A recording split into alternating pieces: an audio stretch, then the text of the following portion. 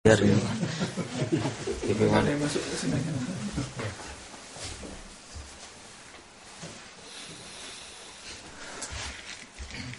Baik Bapak-Bapak, 2 minggu lalu kita sudah diskusikan salah satu peristiwa penting yang pernah dijalani oleh Rasulullah SAW terkait peristiwa Isra Mi'raj. Saya sudah sampaikan sebenarnya ke Pak Giri, sebenarnya akan lebih baik kalau kita awali sebenarnya sejarah Islam itu dari Sirah Nabawiyah. Tapi mungkin Bapak-Bapak sudah banyak yang membaca, sehingga saya ambil beberapa bagian akhir saja dari kehidupan Rasulullah agar nanti kita langsung bersambung kepada masa pemerintahan Abu Bakar. Dan bila waktu memungkinkan kita sambung lagi dengan masa pemerintahan Khalifah Umar. Walaupun demikian, bila ada hal-hal yang perlu kita diskusikan terkait dengan peristiwa penting pada masa Nabi, kita bisa tarik mundur sedikit beberapa nukilan begitu, karena nanti ada kaitannya juga dengan peristiwa-peristiwa yang akan terjadi pada masa Abu Bakar dan para sahabat seterusnya. Nah, sebelum kita lihat bagaimana masa-masa terakhir kehidupan Rasulullah, mungkin tidak ada salahnya kita coba sedikit bandingkan antara Sirah Nabawiyah, sejarah kehidupan Rasulullah, dengan kita belajar sejarah begitu. Belajar sejarah orang-orang yang boleh dibilang berpengaruh dalam kehidupan umat manusia, peradaban dan perkembangannya. Tapi tetap ada perbandingan yang sangat esensial antara mempelajari Sirah Nabawiyah dengan mempelajari tokoh-tokoh lain gitu ya.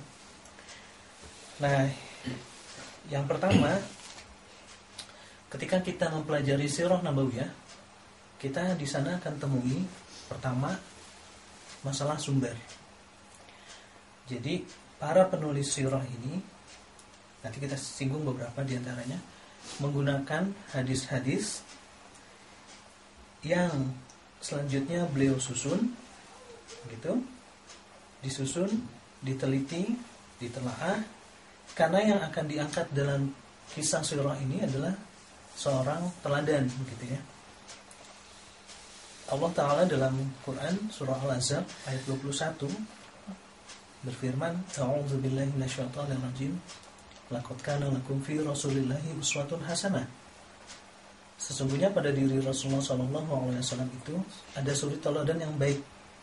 Dengan demikian, ketika kita mempelajari Sirah Nabawiyah, pada saat yang bersamaan kita mengambil teladan dari kehidupan Rasulullah itu.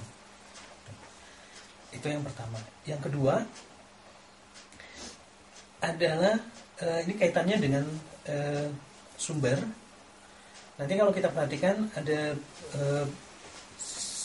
paling tidak ada 5 kitab Al-Maghazi, kitab perang itu, yang sebenarnya muncul di awal sebelum muncul Sirah Nabawiyahnya tulisan Ibnu Ishaq. Seperti kita tahu bahwa penulisan tentang sirah ini dan juga penyusunan hadis-hadis sahih itu muncul belakangan setelah Rasulullah SAW dan 4 sahabat utama ini sudah meninggal gitu. Jadi sekitar abad ke-8 tahun ke-80 Hijriah.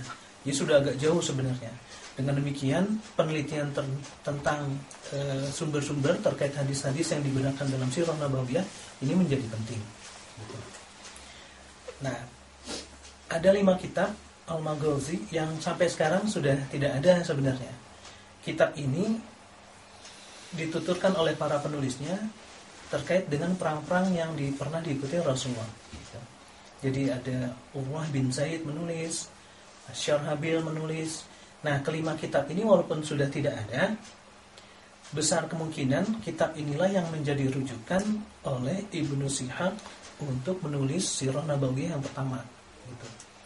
Nah, Ibnu Ishaq ini boleh dibilang masuk dalam generasi tabi'in sebenarnya. Jadi sudah berlalu beberapa 2 generasi gitu ya. Nah, beliau menukil beberapa hadis yang selanjutnya beliau susun menjadi kitab Sirah Nabawiyah ini. Nah, hanya saja kitab Ibnu Ishaq ini oleh beberapa ahli hadis yang sekarang ketika diteliti, besar kemungkinan juga ada beberapa hadis yang boleh dibilang walaupun tidak, katakanlah ketika hadis ini digunakan oleh Ibnu Ishaq, selanjutnya ada beberapa ahli hadis yang lain seperti Imam Malik misalnya itu mengkritisinya begitu. Jadi memang ada beberapa hal yang boleh dibilang perlu dikritisi dari kitabnya Ibnu Ishaq ini, yang kemudian alhamdulillah 50 tahun kemudian seorang ahli sejarah juga yang bernama Ibnu Hisham itu menulis kitab juga, Sirah Nabawiyah juga. Nah, sekarang dua kitab ini bisa Bapak temui terjemahannya di banyak toko buku di Indonesia. Nah, tapi seperti halnya seperti kita ikut pengajiannya Ustadz Maimun itu, maka akan sangat baik kalau kita baca kitab aslinya. Masalahnya adalah kemampuan bahasa Arab kita. Begitu. Nah, sampai sekarang banyak Pak akhirnya kitab-kitab sirah itu. Jadi ulama-ulama kontemporer, ulama Al-Azhar misalnya, terus juga di Damaskus itu ada Al-Buti menulis juga kitab sirah ini. Nah, tentu saja perspektifnya beda. Kalau kita belajar sejarah, akan sangat baik ketika kita membaca sebuah sumber sejarah yang masanya itu berdekatan dengan masa peristiwa itu terjadi. Makanya boleh dibilang bagaimanapun juga kitabnya Ibnu Ishaq ini menjadi kitab otoritatif yang bisa diajukan rujukan. Karena kalau kita belajar sejarah, sumber sejarah tadi itu yang terdekat, nah yang sudah yang sangat sedikit interpretasinya itu yang sangat layak digunakan. Nah, maaf Pak, tadi dapat pesan dari Mbak Dewi minta online sudah. Enggak tahu Mbak saya. Dewi Eskanda tuh, kalau Pak Eskanda ya. Eskanda 2000. Yang online itu siapa aja? Ada siapa? Rani Miranti, Suwarni. Sama siapa? Suwarni.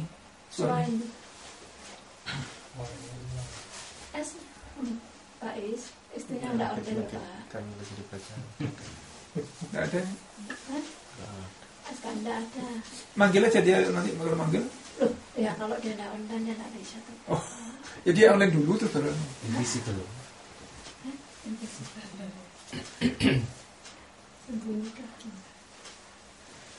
Enggak ada yang lain. Enggak ada. Cuma dua itu aja yang lain. Ya sudah. Mbak Uli juga enggak ada kan? Enggak ada. Ya udah monggo. Bagus. Kalau yang karangannya Haikal tuh bagaimana tuh? Iya. Nah, terima kasih Pak diingatkan. Jadi ada lagi Waalaikumsalam. Ketua PU Muhammadiyah itu di depan. Sini apa Pak? Maju. Bisa dia.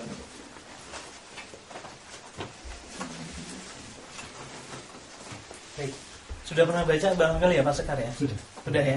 Nah, jadi kalau saya boleh komentari tulisannya Muhammad Hussein Haikal ini seperti pengakuan penulisnya bahwa sejarah hidup, kan dia nggak pakai kata sirah Pak. Jadi sejarah ya hidup Muhammad kalau tidak salah. Beliau sendiri mengomentari karyanya ini bahwa kitab yang ditulis ini berisi tentang sejarah Nabi Muhammad begitu, tapi beliau berupaya untuk meminimalisir peristiwa-peristiwa mukjizatnya itu. Kalaupun ada peristiwa-peristiwa mukjizatnya ini, itu boleh dibilang oleh beliau sebuah peristiwa yang memang complicated dalam pengertian sulit diterima akal, tapi tetap dalam batasan itu akan terjadi pada seorang manusia biasa. Jadi beliau tidak melihat sisi